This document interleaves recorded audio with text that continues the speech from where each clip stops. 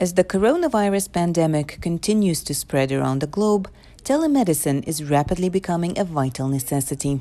Thousands of hospitals in the US, Europe, and China now offer patients a chance to talk to healthcare providers via a video call. Patients need to limit the number of their visits to the hospital and the time they spend waiting in lines, especially during a pandemic. An online consultation helps contain a pandemic and helps curb the spread of the virus.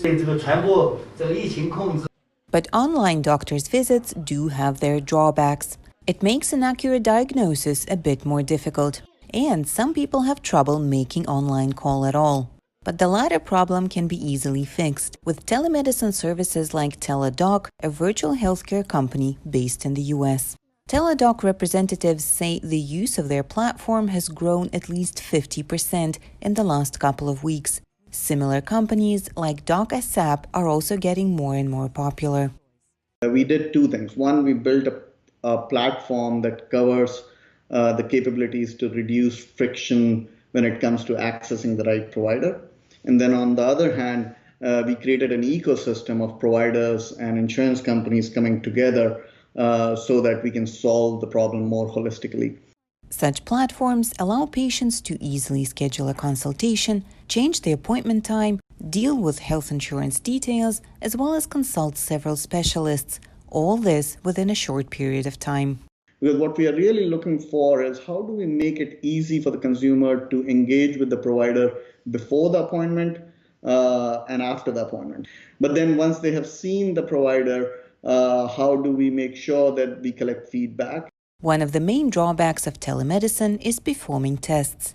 But it is not impossible. A Texas mail-order lab test startup company called Everlywell ended up being so successful in dealing with this challenge that it made a $1 million deal on ABC's Shark Tank. The service offers more than 30 types of lab tests. The most common ones are for hormone levels, food allergies, and cholesterol levels. HIV tests are also available, as are reproductive health and stress level ones. All these advances in telemedicine are coming at a good time. The pandemic has become a forcing function for all of us to adopt these new methods. And I would imagine that this new method will become the new normal. While telemedicine is expanding massively, roadblocks still exist, and they are enormous, getting it out to areas with little internet access and insurance billing.